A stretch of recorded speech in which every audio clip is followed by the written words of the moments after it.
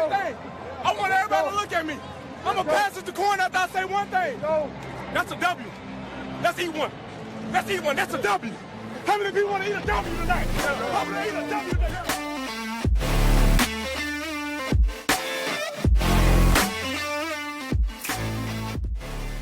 That should be. 3 games left, Brian. We have 3 Sad. NFL games. And I know you're like kind of pumped for the offseason and all that, but 3 games left.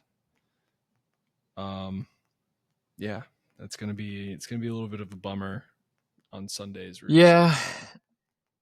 And that's like I'm excited for the offseason stuff, you know, again, personal reasons. Like my team's not in it, so I'm excited to see what changes are made and where, like, it's always fun seeing where players go. But yeah, I saw someone tweet that out. They're like, we're, 3 Sundays away from not having football anymore. And it starts to creep in your mind like, shit, season's actually over. It's sad. It is sad. College football's over now. So like college is done. And yeah, it's a bummer. It actually is a bummer. The closer you get, the more of a bummer it is, for sure. Are both these games on Sunday? Yes, they're both on Sunday now. No more Saturday games. Stinks. Also a bummer. It does stink. It's nice having I'd those. almost rather just have 2 primetime games, no? Like one each day, like one on Saturday night, one on Sunday night. Yeah. Wouldn't you rather that than back to back? I don't know. Yeah.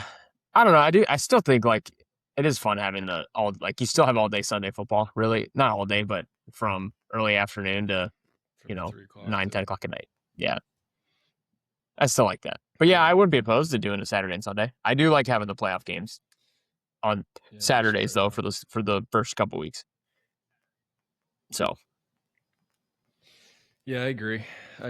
But we had a pretty crazy weekend with a lot of controversial things going on. And the most controversial was actually the first game of the weekend was Bills Broncos. And I don't even know where to start with this one. I don't even think it's that controversial, if I'm being honest. Like that's where I'm at. I know it's controversial everywhere else, but I don't understand the controversy. Yeah. Maybe I'm an idiot. Maybe I'm as you. No. Maybe I'm wrong. So here's the thing. So one of my really good friends, one of my really close friends, and it's a bummer this had to happen to him, is a diehard Bills fan. It sucks. Right? Yeah, it's a shitty way to lose. And, we're talking about the catch / interception, which it was an interception. And, it all comes, first of all, the Bills lost 33-30 in overtime, by the way. And I hate when people point to a certain play of like why they didn't win the game because of this play that happened, before they could have won. I mean, there was the 3rd and 11 that Bo Nix completed a 26-yard pass to Cortland Sutton, who was wide open. I mean, if they get the ball back there, there's 2 minutes and like 30 seconds left. If the Bills get the ball back there and they don't give up that play, then they win the game, right? Because the Broncos had all their timeouts. They basically all their timeouts at the 2-minute warning. Basically, they just need a first down, and you have Josh Allen. You're probably gonna need a first down. They win the game. There's that. There's the fumble before half that gives up 3 points. There's the pass interference calls. I don't really like calling them out because technically they were pass interference, but then you can also say you can't call that at that time. But then, so what call a penalty at that time? What I'll say with the pass interference call, because like I immediately sent it off in a group text. Like I hated that pass interference call, but the first one, Joey Bosa hit Bo Nix like 5 minutes after the play. I mean, it's exaggeration. 5 minutes is exaggeration, but that was a late hit. Like he it was definitely a late hit, and the difference between those 2 penalties was 2 yards. So like the first one, it was a bad call. Pass interference was stupid, but you still had the penalty on the other side. Like, so okay, 2 yard difference, fine. The second one I think technically was pass interference. I'm a proponent of, hey, let's, like, in these tight games, maybe let's swallow the whistles a little bit. But who's to say that, they still, I think that was second down that they ran that play. Like, you still had another play. They were already in field goal range. It was a long field goal, but they're already in field goal range. Like, technically, was it pass interference? Yes. But it was more of a pass interference call than the first one they called. So, like, I get it. It's fine. I'm a proponent of swallowing the whistles. And, like, you hate seeing games come down to penalty calls. But to your point, like, there's so many different like, you can go back and forth between both sides of, like, this play goes differently. This play goes differently. There was a play earlier in the game where one of the Denver's offensive linemen got, or was it Bill's offensive lineman was holding in the end zone, which should have been a safety, and ended the game. Like, they didn't call that play. You could have called that, and the game's over in overtime when the Bills had the ball. If Josh Allen doesn't overthrow Dawson Knox at the end of the game, like, he's wide open for a touchdown. Like, there's so many different instances that can change these outcomes of these games. Like, there's so many different plays that you can turn to and look at and be like, I don't know. I just don't like when, like, when it comes down to, like, penalties, if you're to the point where the game is in the ref's hands, then what are we doing? Like, then you lost the game. Yes. Like, don't turn the ball over 5 times. Bengals, it happened with the Eagles. It's happened with them. Yeah. Well, there you go. And, you know, this is Josh Allen's first poor playoff game in his later career. I mean, he had the first time he made the playoffs, he didn't play well, but he was basically leading in every, like, big quarterback category until this game. But also, he's the reason they were still in this game. So it's almost just like, who do you blame? Obviously, there's, you know, the Josh Allen turnovers. There's a James Cook fumble. There's, you know, don't let up 30 points. There's that too. It's just all like. So I will say, like, I think the defense kept them in that game. They had 5 turnovers. Like, it's hard the fact that they were even in a position to win the game when you have 5 turnovers on the road against the 1 seed. Like, I can't believe they were even in the game. And that's Josh Allen and the Josh defense. Allen's part of that. For sure. Yeah, Josh Allen and the defense. Like, was Josh Allen a big proponent of the turnovers? Yes, he had 4 of them. And, like, that one before half is just one you cannot have. And that, like, at that point in the game, you cannot have it.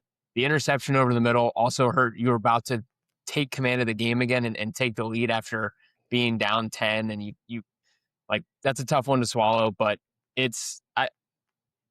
I don't know. It was a great game. It was awesome to watch. I feel bad for Bills fans. I do feel bad for Josh Allen. I don't feel as bad for him as I normally do, because previously it was kind of people letting him down. This time, like, he's got it, and I think he did. I think he did the right thing at his press conference. He took blame for the loss, right? Like, he said, I feel like I let my teammates down because he had a poor performance, and I think it felt like their chance. Like, and I said that in the previous pods, like, this felt like their opportunity to really make it to a Super Bowl and potentially win a Super Bowl, because he was the last man standing from a, you know, top tier quarterback standpoint. He is the Superman of that team. And I think he just feels like, hey, I turned the ball 4 times. I let the rest of the team down with this golden opportunity that we had. We turned the ball over 5 times against the 1 seed, and we still took them to overtime. Tough pill to swallow in a loss. I do feel bad, but, like, at the same time, I don't feel as bad as I normally do. You know what I'm saying? Like, I can't feel that bad when you turn the ball over 5 times and 4 of them are, you know, directly correlated to your quarterback. I don't know. I get that. And then, speaking of feeling bad, then you have the whole Bo Nix news coming out. I know. After the game, Sucks. Everyone thought it was fake. You know, it was weird how it got announced. I can't even believe it. Yeah, I just can't even believe it. I'm good for Sean Payton just coming out and just saying it. And there's no I did love that. There's no bullshit. I love that. Thank God for that, because it could have been a whole week of, like, what happened? Is he good? But he has to get season-ending surgery. And now Jared Stidham, who is like a preseason god in the NFL, but now he has to come in and have his first start in the AFC Championship game. That's insane. But could be fun.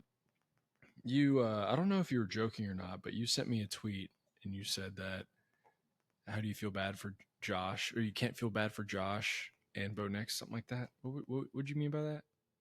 Oh, so it was, we had a conversation. Like, I do feel like, so the national media, like, it felt like the national media was going on a rampage of how they felt bad for Josh Allen, and all, like, basically, you know, there's guys who looked like they were going to cry. yeah, they looked like they were gonna cry on like TV, and it was kind of like, all right, like this is a lot. Like, like I get it. It's a bummer that Buffalo didn't make it again, and Josh is a fan favorite. Everyone has wanted him to get to that point.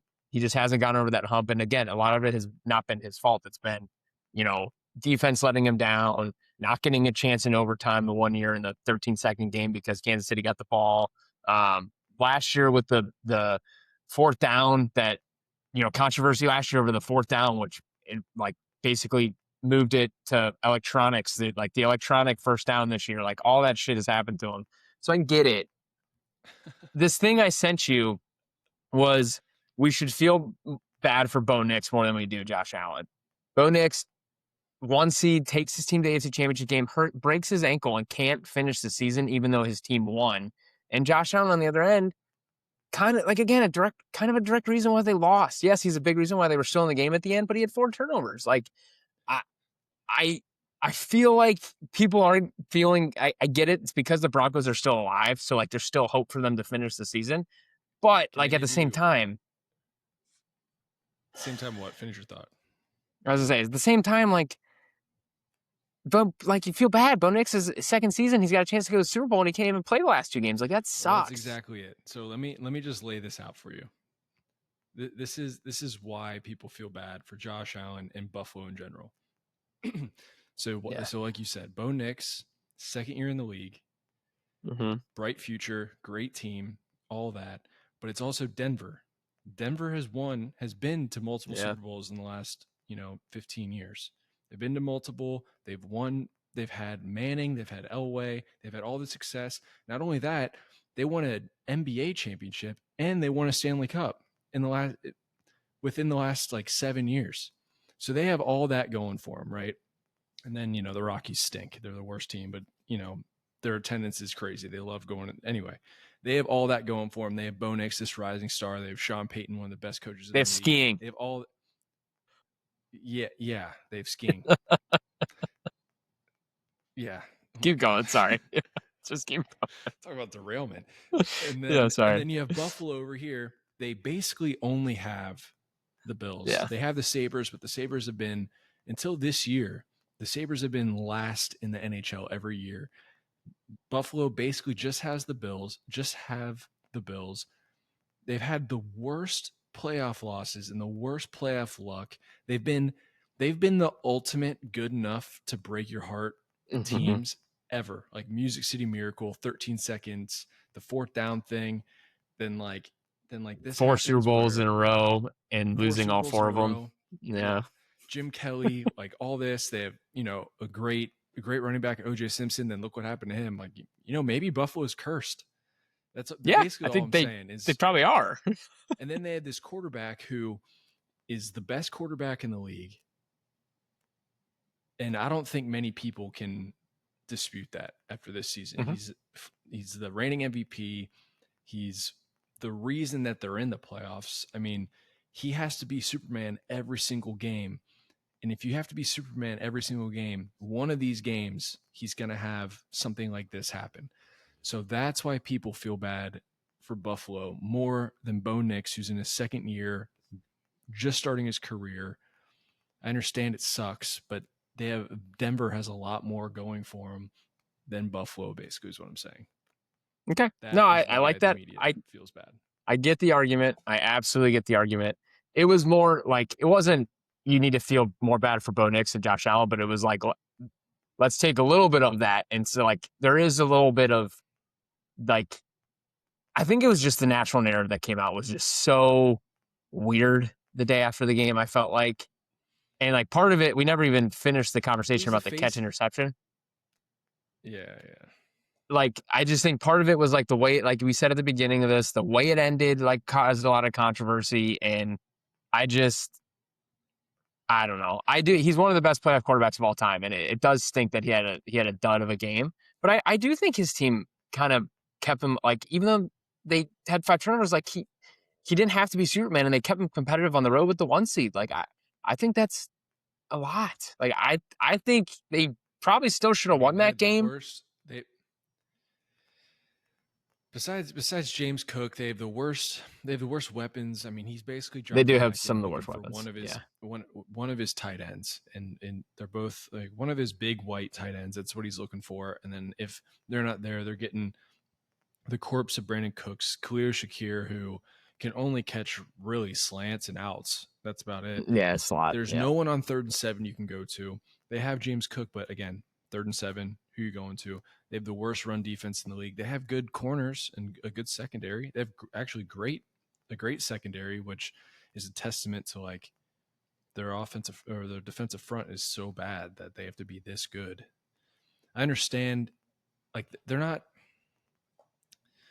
It's not like they're like the Raiders or like the Titans and Josh Allen. No, not at all. Not at all. They have a lot of good pieces. Yeah. But he doesn't have much help. And that basically got his coach fired on top of that after making the playoffs the last, 7 of 8 years. It's just insane. Like to think about where they were in like 2016, they were for sure the doormat of that conference. Yeah. No, I completely agree. And I think Josh Allen's going to win a Super Bowl at some point in his career. I definitely do. He might win multiple. We'll see what happens with, like you said, kind of not a shock. I think it was a shocker, but also not a shocker. Like with everyone, the way the locker room was after that game, with everyone crying, like it felt weird. It felt like the bubble burst, right? Like I just feel like there's been this buildup of pressure of, hey, we need to get this done. And I think there was a lot of outside noise of like, this is the year.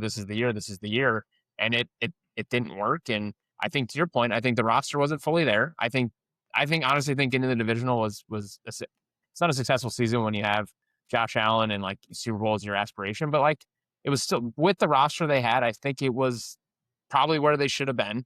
And then they kept they fired their coach and they keep their GM who built the roster and gave him a promotion. So that's going to be great. I'm sure, they had that press conference today that went really well. I think Bills fans are really happy with how that press conference went today. We'll see what they do. It was a coach's idea to draft Keon Coleman, and then all the videos. An hour later, there was all the videos saying that good thing he ran slow. Good thing. Yeah, good thing he ran slow. Yeah. And then he's like, I'm going to bed. All I'm thinking is Keon's the guy. Keon's the guy as I'm going to bed. We can't trade out of this pick. Keon's the guy. So, but again, who knows? Like he's talking to a camera. Like he could just be supporting his guys, and that like, he knew that's who they're going to take, and he wants it to be out there that he's excited for the pick. Like who knows with some of that stuff. But real quick, we need to go back to the catch conversation because this is the thing that is pissing me off. Okay, I can't wait to hear this. It was not a catch. Like I don't understand how people think this was a catch. I'm with you. Like I get it. There's bias towards like, I've been the same way with like my favorite team. Something goes wrong in the moment. Typically I'm like, oh, it's bullshit. But then when you like a couple days pass, I'm like, yeah, it's probably the right call. Like the Mahomes out of bounds in the AFC Championship game. Like in the moment I was pissed.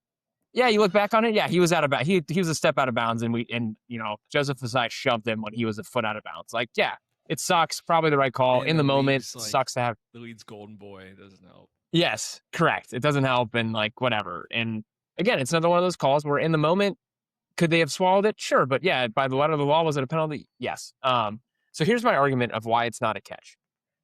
I'm going to break it down. And I know other people have done the same thing. Okay. I'm going to give a couple scenarios. Okay. Okay. You ready? Excited. You ready? I'm so ready. Okay. So first scenario, let's say the DB is like 2 feet behind him, not on top of him, right? Like he's got him beat by like a yard. He has to jump up to catch it because the pass is a little bit high. He falls over and like he catches it and rolls and the defender puts a hand on him, but the ball still squirts out as he's rolling on the ground. It's an incomplete pass, right? Yeah. He's not down by contact. It's an incomplete pass, right? Mm-hmm. So let's say the same thing happens, but he's got the DB beat by 5 yards. Like he burned him, right? Cooks cooked him, right? He burned him. Same thing. He goes up for that like weird. He goes up for the catch, kind of high. He rolls over. No one touches him, and the ball squirts out the same way it did as like in the interception. That's not a fumble. It's not a catch and a fumble. The DB, like the Denver player, can't go pick it up and run for. Like if that were the scenario, I'm sure Denver fans would be like, "No, that wasn't a fumble. What the fuck are you talking about? He never had control of the ball." It's the same thing, but it just felt like it went into the defender's arms. Like You have to maintain control as you go to the ground. He was in the air falling to the ground. He never established himself possessing the ball. How many times do you hear when this happens? And this happens, I feel like 3 or 4 times a game, where you have to survive the ground. Where yes, every game. Another example is if you have 2 feet in and you're falling out of bounds. Both your feet are in. You're falling out of bounds. You catch the ball. You're going down. Your elbow hits out of bounds. But when the rest of your body comes down, the ball pops out. It's a drop. Just because it's not a catch. You're technically down. If you were running, if you had the ball handed off to you and you were running and you stepped out of bounds, it's like you had possession. That's basically what I'm trying to say. Mm-hmm. Is like if you're like I just don't understand how you don't understand this. And I've been texting my friend, like, don't let your bias blind you. Like this is such a blind thing. Like it's obvious. And if it was the opposite, then it would be even more confusing. Yeah. I like your out of bounds. I like your out of bounds one where you're like all the time you get it's like toe drag swag or whatever. You got your 2 feet in, you're falling to the ground. If your arms hit the ground and the ball like kind of squirts out and rolls on the ground, it's not a catch. Like I'm saying, like if your elbow hits the ground first, you're technically down, right? Yes, right. Bounds, yes. But since you never had full possession of it, that's why I gave the example of like if you're running and then you go out of bounds, that's why I gave that example. You never had possession of the ball. And I understand you catch it, both feet are in, but if your elbow hits and you don't survive the ground and the ball pops out, then it's obviously not a catch. But if you caught it and your elbow hit, you're technically down. You're like I just don't understand how more clear that can't be. I know. And there's been a million examples. There's been a million examples of like the same play that have been sent out there of like, like the T. Higgins one from like, I think it was last year or 2 years ago. The Rams game, Cardinals game this year was like an identical play with Michael Wilson, like same exact plays all called the same way. So like, I can't.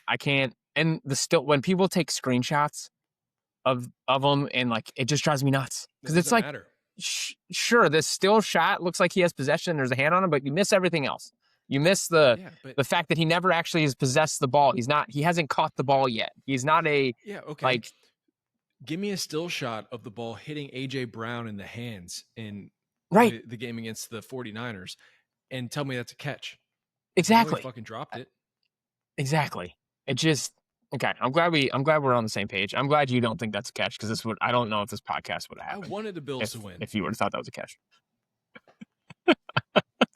I was rooting for him. But like it clearly an interception. This is the game, man. This is like how it works. I know. I understand it sucks, and like I feel bad for Buffalo and everything they've been through and all this bullshit. But at the same time, it's like, yo, be undeniable. Fucking beat them by 30. What are we doing? Yeah, exactly. Don't put yourself in that situation. Don't fumble with time running out in the first half. On your 30-yard line when there's 15, like I don't even know why they ran a play. They had no time. I don't even know why they fucking ran a play. Like that whole thing was maybe that's why McDermott got fired. Who do you think's going to be the Bills' next coach? If you had to guess, if you had to put a guess on it right now, it's kind of hard because it's like it just happened. It feels like I feel like Dayball, man. I don't know why. Yeah, Dayball would be good. He just seems like a Buffalo guy. Well, he's been to Buffalo. Yeah. Yeah. He was their OC, right? Yeah, he was their OC. That's how he got his head coaching job. I also heard they might promote Joe Brady. Yeah, but they were kind of talking shit about the coaching staff today in the press conference again. So it's like, what? What? I thought that was funny. They were basically blaming the Keon Coleman pick on the coaching staff. And it's like, all right, one of the guys who the OC of the coaching staff is interviewing for head coaching job and you're already throwing him under the bus. Like, that's a great idea. All right. So, yeah. But it might be. I don't know. It might be him. Who are the coordinators left in the playoffs right now? So you got the Rams coordinators, which I think are going to be You got Shieldhouse, Shieldhouse, who's like the pass game coordinator. And then, do they even have an OC? Who? Oh yeah, it's Michael Floor. Okay. Michael Floor is there, as the OC, in Los Angeles. I'm trying to think who else. I think those are, honestly, I think that's, because you got Seattle's. Oh, Kubiak, Clint Kubiak, is an option. I don't know. I just feel like I think Josh Allen and Dayball are just, they have that, history, that pattern. So I don't know. It just feels like that's going to be an easy one. What? Fired from the Giants, then you go straight to, I get the best quarterback in the NFL. Oh yeah, that's true. Yeah, but it's always weird. It's like weird to me to sign like as your head coach to a guy who got fired midseason. Like it just feels weird. I don't know, but we'll see. We'll see what they do. Again, like if Vrabel got fired midseason by the Titans, who wouldn't want to get him? Yeah, it's true. It's a good point. Yeah, it's a good point. Yeah. Okay. All right, let's go. Let's move on. Do we have anything else in that game? We went fucking 5 minutes on it. I know. I think that was the big controversy of the week, right? And I think I feel bad to wrap it up. Bonet, like we didn't really talk about the Broncos much, but Broncos defense, I think, gives them a chance this week against New England. And we'll see what Jared Stidham does. I think it'll be a fun game. Like I think it'll be a fun game. Feel bad for Bo Nix, feel bad for Broncos fans, but we'll see. Their defense is good enough to keep them in a game. Is kind of my thought. So, yeah, let's just stay with the AFC. Okay. I know I said actually, yeah. Let's just stay with the AFC because the Broncos are going to be playing the Patriots. Yeah, dude, that game. Patriots just got. Oh my god. I mean, is CJ Stroud just dude the worst? I don't understand. What do you have? 5 fumbles and 5 interceptions in 2 playoff games? 4 interceptions. Yeah, 5 intercept. I think it was 5 and 5 over the 2-game stretch. Yeah, he had 10 total turnovers.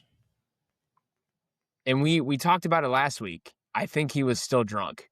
He just binged all week and still drunk from insane the game from the Steelers. Yeah. Do you know he had a higher QBR than Drake May? I did know that. What I think. What are we doing? I don't know. QBR is weird. Yeah. QBR is weird. If that's yeah. I do think. I mean, like I know Drake May, some of his fumbles didn't count against him, but like he had some very costly fumbles that, like, and that's luck. That's 50-50 luck, right? Is jumping on those. Like early in the game, he had that fumble on their own 20 that got kicked to like the 2-yard line. If Houston picks that up and they whiffed, like that's a defensive touchdown early in the game to put them down 10 points or whatever it was. Like it's a huge swing. Lucky that they fell on top of it. It's like there's some luck involved with that. So I think that's what QBR does. Like that's considered a fumble, like a turnover, like worthy play fumble. Even though they recovered it, I think it still goes as negatively against you as like a fumble to the other team. I'm not positive, but it's kind of my assumption. But like I don't think CJ Stroud looked horrendous, right? Like I think it's very clear. Like I think they should have benched him at halftime. I think they kind of did their team a disservice by throwing him back out there. Like defense kept him in that game. The fact that what did they lose by? Like it was a 1-score game in the second half still. Yeah, they lost by 12, but it was it was still a 1-score game for most of the game. 1-score game going into the 4th. Yeah. Okay. Yeah. I like, again, number one defense. You could say Houston's number 1, Denver's number 1, whatever metric you want to look at. Probably the 2 best defenses in football. Patriots are also at like I think they're top 5 to top 8 defense. So a lot of good defensive football in the AFC specifically. But like any competent quarterback play and you win that game. Any competent quarterback play. It's got to be so frustrating as a Texans fan to watch that. It's I heard Dan Orlovsky said 31 other quarterbacks could have won that game. I kind of believe it. Yeah. It was just like turnover after turnover. I mean, from both sides, but like from the Patriots side, the offensive line played so bad, but I don't think Yeah. you Well, can it's play good against the Texans front. So yeah. I get that, but I mean, those were probably like half of his fumbles, half too.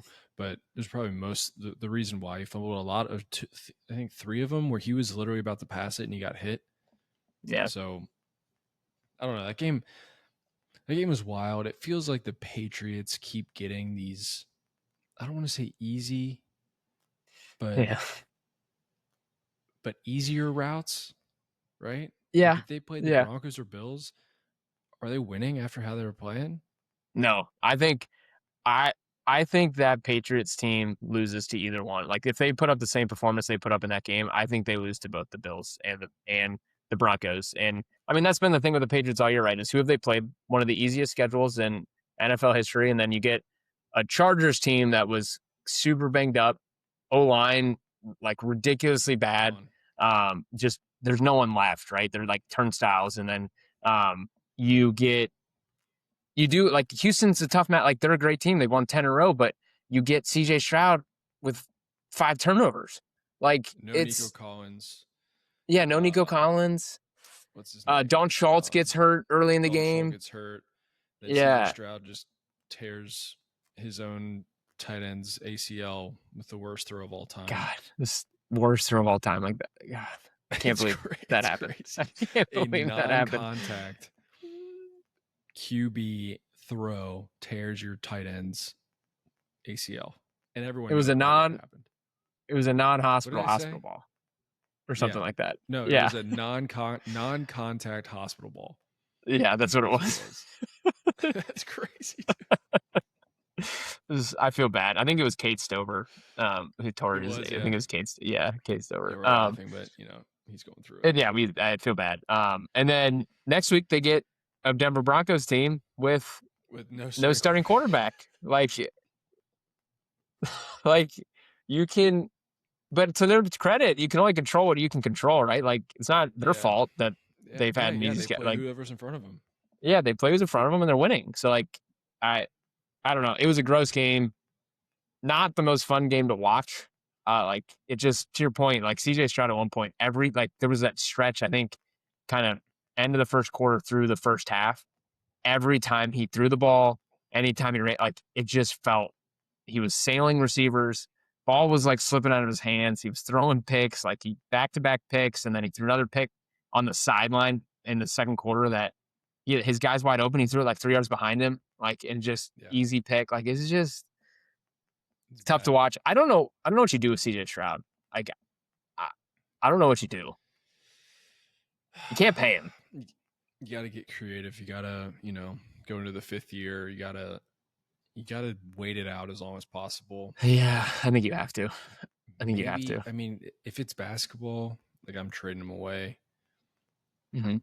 I mean, I had so many like NBA trade thoughts in my head with him, with like the Jets, with the Cardinals, with the Dolphins. Like, do you do like a CJ Stroud Tua deal? Do you do a Kyler Murray CJ Stroud deal? Do you do? I kind of like Kyler. Some picks. Yeah, I mean, Kyler can at least get away from the defenders with the bad offensive line, but that would never happen because it's the NFL. Yeah. I do think Kyler's older, right? He's like he's not 3 years older. Yeah, he's not. I mean, yeah, he's older than CJ Stroud, but I think he's still in his 20s. CJ Stroud's like 25. I do think. Yeah, CJ Stroud's young. No, I mean Kyler Murray's still in his 20s. I do think I was thinking about this today. I think if there is a quarter, like you see all these trades, like Lamar to the Raiders, Burrow obviously is, and like just like Josh Allen starting to get it now because of everything that went wrong. Like I think it's just the thing to do nowadays. If I do think if there's trade away Josh Allen, they would burn everything down. Oh, it'd be terrible. Yeah, it'd be terrible. That'd be insane. If there was like a young quarterback that I think could get traded, like I think it's CJ Stroud. I think he's the one. Yeah. Like Kyler, we know we're kind of expecting to get traded. New coaching staff there. Tua, obviously another one, but one of the young guys who are supposed to be up and coming. I think CJ Stroud. I kind of like the Kyler one. Like I think Kyler going to Houston would make them an instant contender. I really do. I think with that defense, CJ and Marv together. Yeah, like yeah, exactly. Like I think you put, it gives the Cardinals a chance to start over with another young guy, and it gives Houston like a quick, hey, we got a 2-year window here. Let's go try and win a championship. I like that one. I don't know from a cap perspective and all that how it would work if they can afford Kyler's contract and all that, but I do like that. I think that's a nice little trade there. I like that. Yeah, with the NFL, I definitely do a lot of like Madden trades or NBA type of trades. Yeah. Just make it more fun, because I feel like if there's a little bit more player movement in certain ways, not like over the top, but but it's a little tougher. The plug and play thing isn't not the same. But yeah, what game were we talking about? The Patriots Texans? Yeah, it was just like a kind of a bad game to watch. Gross game. Yeah. Yeah. But that's the second gross game that the Patriots have been a part of. And I feel like it's going to be gross again this week. Oh, for sure. Against the Broncos. So you have anything else on that one? No, I think I'm interested I still am interested in the AFC Championship game. I know, again, it's a bummer that Bo Nix isn't playing, so Patriots are going to be heavy favorites. But hey, you still got to travel to Mile High. Denver's a tough place to play, and that defense is going to give them problems. Like, I'm expecting Drake May to have a, similar game. Not similar, who knows, depending on weather, but they're going to cause turnovers. They're going to cause chaos. There's going to be some moments in the game where it looks like Broncos have a chance. I'm still kind of expecting the Patriots to win just because they don't have their starting quarterback, but I think it's going to be a better game than most people think. I don't know. What's New England's 5.5-point favorites? Yeah. Okay. Yeah. All right. I was looking up some of Jarrett Stidham's like best games, and he used to win. God, who do you like? Kenny Pickett? It was either like Kenny Pickett or whoever in Vegas like went down. Derek Carr, something like that. Kenny Pickett's there now, I think. Yeah, one of those two probably. Yeah. He had a game where he threw for like 360 yards and like 4 touchdowns. No, yeah, he's had games, and he's paid. Like, he is a highly paid backup. 2 years, $12 million. He got a 2-year, $12 million contract extension from the Broncos this year. Like, that's pretty good money for a backup quarterback. Like, I think they do think really, really highly of him. I think Sean Payton loves him. I think he backed up Russell Wilson at one point, like earlier, when I think we knew Sean Payton wasn't a huge Russell Wilson fan once, all that broke apart. And I think he brought in Jarrett Stidham as a guy who he thought could win them ball games. So I don't know. We'll see. We'll see what happens, but I think they have trust in him. I think he's going to surprise people. I think it'll still be a good game to watch. And he was the number 1 recruit in his recruiting class. Was he? Over Lamar Jackson, over Juwan Jennings, over a bunch of guys. Oh, yeah. I think that was Joe Burrow's class too. Probably, yeah. But yeah, I think the Broncos, how they're set up, can handle something like this. But the last thing I would want is like we'll talk about this later. It's a tease. But okay. Anyway, yeah. It'll be a good game. And I honestly don't know who I want to win, because do I want a backup quarterback starting in the Super Bowl, or do I want like the MVP matchup? Yeah. Nick Foles, though. Nick Foles did it. No, that's what I thought.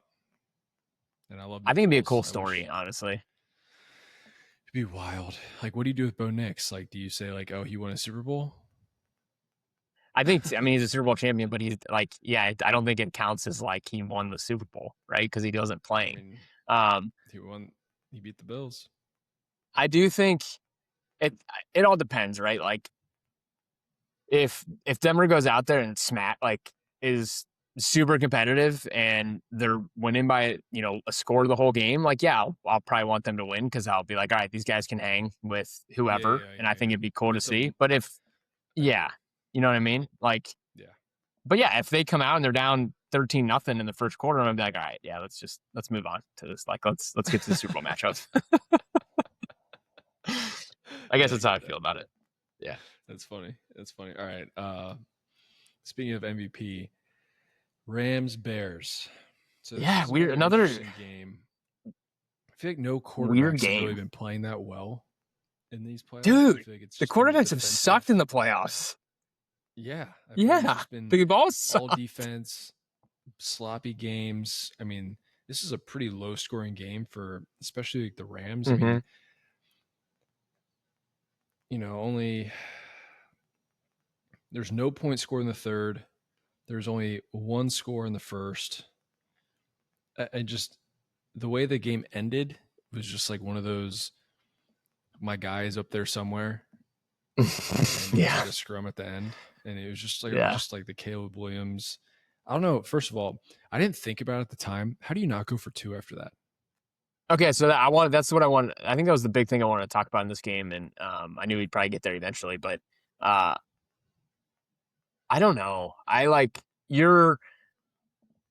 thought he was going to go for 2. It's Ben Johnson, comes, Lions, Dan Campbell, they're super aggressive. He was aggressive in this game. He went for 4th. He's been aggressive in the playoffs. They've been terrible at 4th down. I think they said it on the broadcast. It's the worst 4th down conversion rate for a team in the playoffs in NFL history. They were like 3 for 10 or 3 for 9 going into, that last play.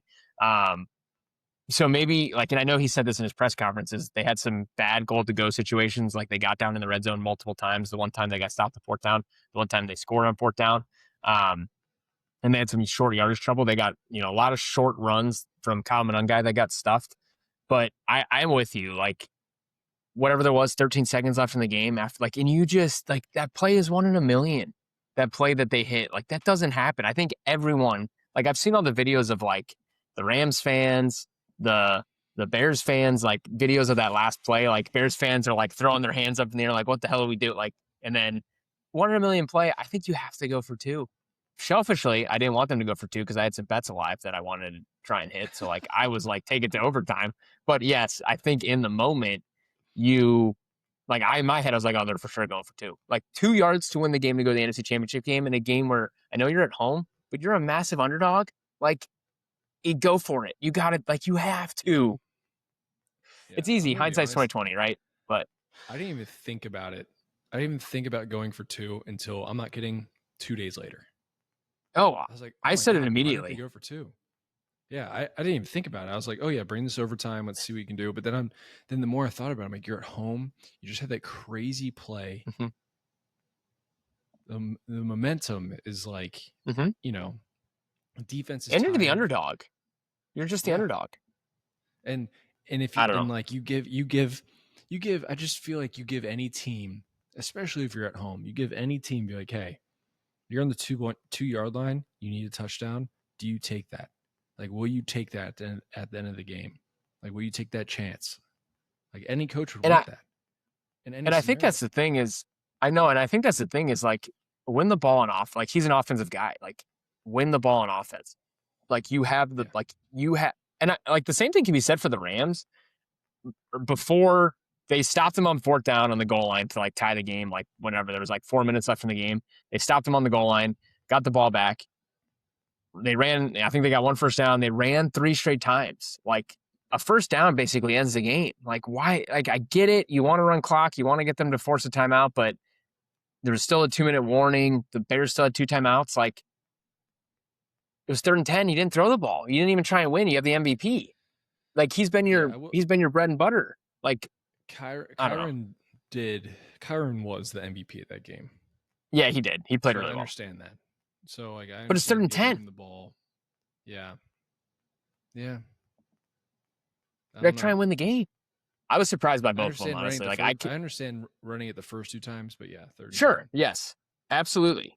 And the thing with the 3rd and 10 play was the Bears still had 2 timeouts and a 2-minute warning, or they stopped the clock 2 more times. So even if you ran the ball, they were stopping it and they still had a timeout in their pocket with 2 minutes left. That's plenty of time to go score. It's almost, you don't even need the timeouts at that point. So I was surprised by that. Less aggressive than I anticipated for both those guys. But yeah, definitely should have gone for 2. Can't believe they didn't go for 2. Again, hindsight's 20/20. It's easy to look back now when the game's over. But hey, they got the ball back in overtime and they got down to the 45. They were only, 10 yards away from field goal range. And then you got the whole DJ Moore. I don't know. A lot of people were saying it was a bad route by DJ Moore, which I do think he quit on it. I don't think it was a great pass either. I think it was just a bad all around on that last interception by Caleb. Put some effort in and yeah, defense. Yes, I agree. I just like, don't think he let thought him the have ball it. was coming to him. Yeah, but Yeah, but Caleb as a Williams. receiver, you always think the ball's coming to me. Yeah, no, it's true. Right? You're 100% right, especially in that situation when it's like overtime playoffs. You're the highest Again, paid receiver on the team. Yeah, They're probably looking for you. I mean, he was a little banged up. He took some shots that game. he did. He always takes some shots, man.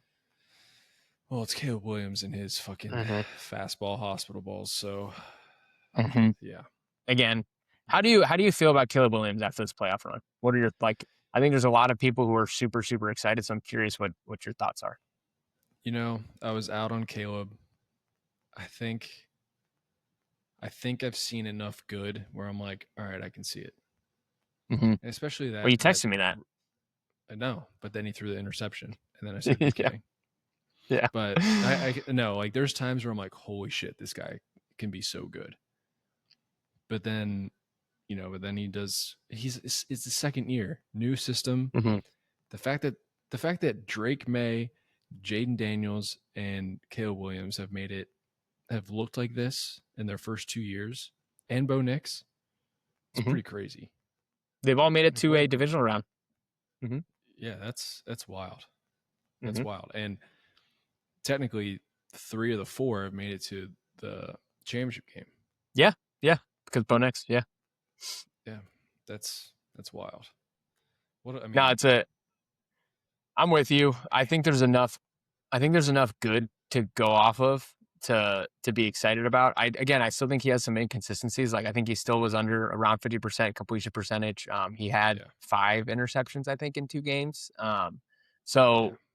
Clean some of that up. But I think the Bears overachieved this year anyway. Like I don't think they were supposed to be here. So and I think when you have a quarterback like that, like some of those splash plays, like you got to take some, like there's going to be another side of it. Like you got to take the good with the bad. And I think Bears fans would take the good all day, every day. Like some of those plays he made in the last 2 games, the Packers throw on 4th down and that game winner, both unbelievable. A lot of people are super excited though. And it's one of those things like, oh, we'll be back. And I think that's the thing with NFL. Like when you get to these highs and again, I know it as a Bengals fan, you feel like you're going to be back every year. You never know. Like Lions, same thing. You feel like you're on top of the world, you're the next big team. And then, one thing happens, 2 things happen. And it's been 3, all of a sudden it's been 3 years and you haven't made the playoffs. So, Eagles were basically a full rebuild, new coach, new quarterback. After when they won in 2018, then they won again. That's just good organizations. look at like the Patriots, look at the Broncos, look at the Rams, even the Seahawks, like all these, the 49ers, these well-run organizations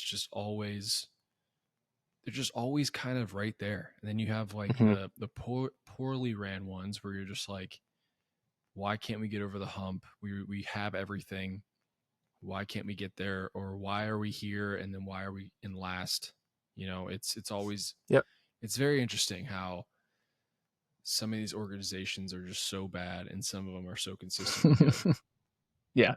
It's just thing again is just you're not wrong. You're not wrong.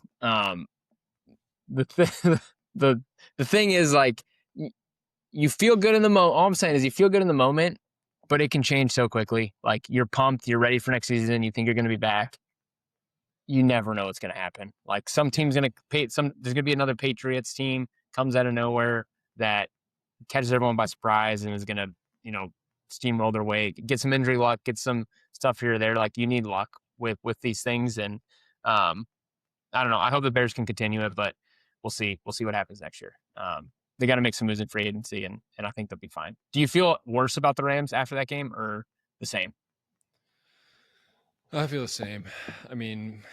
Yeah, I think so too. Stafford, Puka, Devontae, Kyron. Their offense is really good, and they have really solid defense. So, it's tough to go to that cold weather and that snow too. I think that whole thing was a little overrated, but I think it's tough to go do that and. Hey, you're playing a team in the division round. They're going to be a good team. And I did expect it. I expect them to win. I thought it would be close, but I did expect the Rams to win. So I still feel good. I think a lot of people are counting them out of the divisional or the NFC championship game though, which I think there's a little bit Well, that's kind of what we're about to talk about is Seahawks Mm-hmm. 49ers. It has a little bit to do with what the Seahawks did to the 49ers. And it's why people were high on the 49ers going into this game, because they beat the Eagles and they made it look, I don't want to say they made it look easy, but they go into Philly, they look good, and they're like, oh yeah, the 49ers are here. Like they're a good team. And then they kind of overrate what they are, and then they go to Seattle and just get the doors blown off of them. Yeah. And so I feel like it's a little bit like that with the Seahawks. We're like, look what they just did to 49ers. Like, holy shit, the Rams aren't going to be able to keep up, or they should be able to beat the Rams. But when you have McVay and you have Stafford and you have like that group around them, that's tough to discount, man. I understand the Seahawks defense is really good. I mean, they held the 49ers to 6 points. That's crazy. I mean, they beat him by what, 30 something? 35. I think it was 41-6. But like, yeah, that game, like San Francisco couldn't do anything. The amount of times they had to go for it on fourth down, right? Because they were at the point, like you get the opening kickoff for a touchdown, you're already in a hole, and like you're not feeling great being in a hole, before any play, like any offensive plays even happen. Obviously, they suffocated them. The amount of fourth downs they went for didn't get, and they're starting in their own, like, what did what's his face? Didn't he, like, Sam Darnold didn't even throw the ball, and they scored 41 points. Yeah, I'm gonna pull it up. He went because I'm curious. Like 14 for like 22 or something like that. For like 100. 12 for 17. Oh my God. He threw the ball 17 times and they scored 41 points. Well, it's because they kept getting the ball on their own side of the field. That's what I'm saying. Like turnovers, and San Francisco was forced to go for it. I do think like San Francisco's magical. San Francisco, I know. Minus 16.5, thinking that was a lock. Plus 16.5. Plus 16.5. That's what I mean. That's what I mean. Yeah. We did take them thinking it was a lock. And it was like minus 300 or minus 400. After the first half, we're like, we need San Francisco to do something, and it just kept getting worse and worse. It kept getting worse and worse and worse. I think they were minus 400 or like 380. It was minus 400, minus 60. Oh my God. And they lost by 30. We didn't even get it half right. They lost by 35. It is kind of a bummer. Minus 2,000. Yes. Yeah. It was kind of a bummer to San Francisco. Like they just didn't have, like, I think we talked about last week, unbelievable coaching job by offense, defense, everyone involved. Brock had a great year when he was healthy. Christian McCaffrey obviously had a great year, but at some point you just can't overcome the injuries. And as you get further, you're going to play better and better teams. Seattle may be the best team in the NFL, top two probably, them and the Rams. Yeah. And I wanted to see another matchup of Los Angeles and Seattle. We've had a couple good games, like that one on Thursday night, kind of towards the end of the season in December. Like, I think we needed another matchup. Great season for San Francisco, though. I think they were, again, overachieved with everything they dealt with this year. Yeah. Yeah. I mean, no Ayuk all year. You lose Kittle. Mm-hmm. You lose. Ayuk's gone. They haven't even talked to John him. Lynch come out. John Lynch said he's played his last snap here.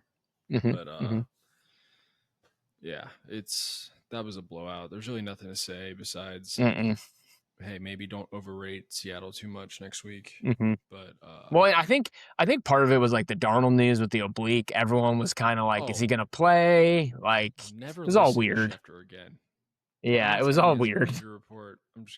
I'm gonna be like, what? Because that was my thing. I'm like, oh yeah, Sam Darnold's coming in a little hobbled. He's gonna turn into Sam Darnold again, and he didn't have to do anything. He just had to. No, that's what I mean. It played out perfectly for them. He had to throw the ball 17 times. Defense did their job. You come out with a lead before he even steps on the field. Like it was over after that first play, and it couldn't have worked out better. And then he basically got an extra week to rest the oblique. Yeah, I'm excited for that game. Is that the night game? Do we know? Yeah, it is. Is that the night game? Good. I'm glad that's the night game. 6:30. I know it's like predetermined anyway, but that is I'm pumped. That's the night game. It's the West Coast game too. Yeah, that's a good point. Yeah. But so is the Broncos. They're both West Coast teams. Yeah, but I don't think the Broncos are in Western. Oh yeah, they're Mountain Time. Yeah, they're Mountain Time. Yeah. Okay. I think we did we miss anything important? I don't think so. Charbonnet towards ACL. Yeah, it sucks. Out for the year. Yeah, it sucks. Might be out for next year. Yeah. Which Kenneth Walker's a free agent, so now that I think everyone was excited for Kenneth Walker to go somewhere else, so that stop being like for fantasy purposes. But he might end up back in Seattle now because Charbonnet tore his ACL. Running back now. They might, yeah, they might. Damn. Well, yeah. I think that's basically it. But then the national championship. Yeah, better game than I thought it was gonna be. Full week.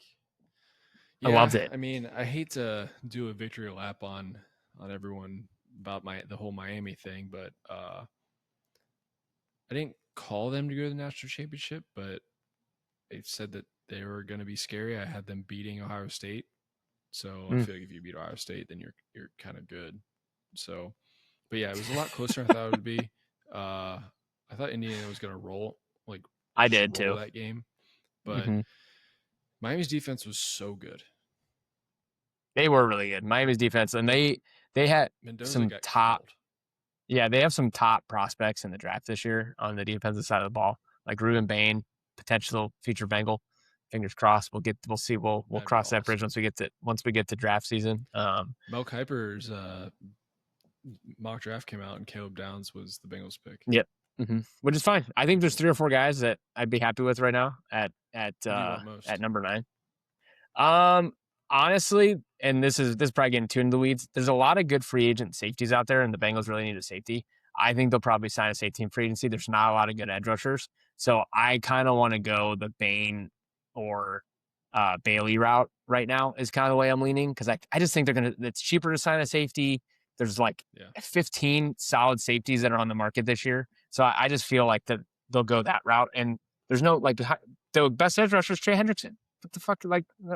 That's the best edge rusher out there. They're not gonna bring him back. So that's just the way it feels. It feels like they'll probably end up going D-line, and that's kind of the way I'm leaning. But I would be, if they don't take a safety, then yeah, give me Downs. I think that'd be awesome if they brought in Caleb Downs. So, but yeah, no, friend Mendoza, that 4th down run, unbelievable. Like the effort there. Yeah, that I'm excited to watch him. I haven't been fully on board with the Mendoza train. Like, obviously, as the season goes on, you get more and more hyped, and you watch him more in the playoffs than you did in the regular season. I think he's going to be solid. Like, I don't think he's some generational prospect or anything, or like a Luck or a Trevor Lawrence or even a Caleb Williams or Joe Burrow type thing. But I think he's going to be a good, solid quarterback in the NFL. Like, I think he's got the mobility for it in today's NFL. Seems like he's got the smarts for it, and he's got the plenty arm. I think he'll be a very, very good quarterback for a long time. Yeah. I'm excited. Yeah, I'm happy for the Raiders. For the Raiders to be good. I feel like if the Raiders were good, that'd be fun. To have them be good again. Like, I think it'd be cool, or at least competitive, right? They have an awesome stadium. Like, they're a classic. There's a classic team. I don't know.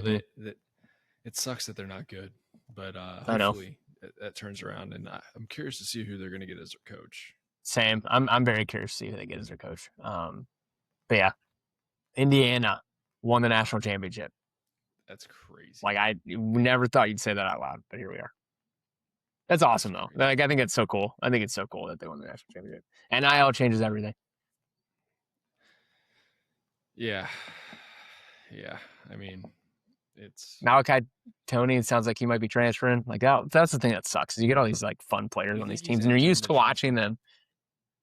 Do you think he's entering the transfer portal because apparently his mom came out and tweeted saying he's there to stay? But do you think he's entering that just to see maybe someone give me $3 to $4 million to go to their school? Probably, yeah, probably. Because no one's paying receivers more than $1 million to play. That's usually quarterback. He is a freak, though. He is. He is insane. He is. They need to I don't know out this transfer portal thing. But I agree. Let's make a parlay. Yeah, that's it. That's it for this weekend. Let's see. All right. So we're starting with how many legs do you want to do? 3? Let's do 3 this week because let's do 3. Yeah. Okay. I haven't looked at these yet, but this is usually better this way. Yes, is it? Because it's been a tough year. Yeah, it's not been the best. All right, so I'm gonna stay away from anything Diggs because you know who's on him. Surtain, yeah. God, that game's tough. It is. Let's see. Both defenses are great. Mm-hmm. I kind of lean going, but then you don't have Bo Nix, so it's also hard going that route. Do we do Ramondre again? I was thinking under 50.5 for Ramondre. Yeah. Oh gosh. Because he's been the bell cow though, man. He has, but he barely. I mean, he only played 3 quarters. Fuck. He had 70 yards. Fuck, man. It's tough. I don't mind Drake May's over 30.5. I don't. Let's see. Stidham over 13.5. I just don't know enough about him. Like, I just feel like I don't like, you know what I mean? Yeah, I get that. I don't mind Cortland Sutton's over. What about Booty over 2.5 catches? I like that. I do like that a lot. Let's do that. Okay. All right, let's go to the next game because I feel like the next game. Yeah, stay away from this fucking game. Let's see. I'm kind of like inclined to go. I kind of like JSN over receiving at 90.5. Interesting. Do you like Devonta 47.5? No, I don't know. Like, does he catch the ball anywhere besides the end zone? Could go Colby. He again cleared his. I said it on the pod last week. He was 8 for 8 or going in, and then I bet it personally, and it hit. He's 22.5. Yeah. Let's do that. You want to do that? Okay, let's do that. And then you want to do? Oh, you know what we could do? We could do Puka or JSN TD scores. Yeah, let's do or Kyron. I don't mind Kyron either at plus 125. Oh, Kyron at plus 125 is solid. Let's do that. Okay. That's plus plus 611. 589. Okay. Mm-hmm. Do you want to do one more, or are you good with that? I'm good with that. Okay. That's a good one. All right, let's go to our picks and get out of here. Okay. Oh God, here we go. The picks are fucking hard this week. This is like impossible. All right. Well, last week was a tough week. 0 for 3 for Mike, 1 for 2 for me. Brings Mike's record to 30, 25, and 1, and I am 29 and 28. Yeah, you've had a rough couple weeks here. I went 0 for 6 the last 2 weeks. You are 1 and 8 in your last 3 weeks. Oh man, really finishing strong. Yeah, that's tough. That's tough. I had back-to-back before this week. I had back-to-back 3-0s. Wow. All right. All right. So I get to go first. Yeah, no. Yep. It's all right. It happens. I'll go first. Give me Rams Seahawks over 46.5. Oof, okay. Give me Rams plus 2.5. Okay. Is that what you have at DraftKings? I'm looking at Hard Rock right now. Yeah, 2.5. Yeah. I have 2.5 at plus 100. Mine's minus 105. Basically, it's the same thing. So you like the Rams this week? Is what you're saying? I do. Do we even have enough to do 3 bets? I don't even think we have enough options. Just do 2. So we each have to pick 1 from each game, essentially. Yeah.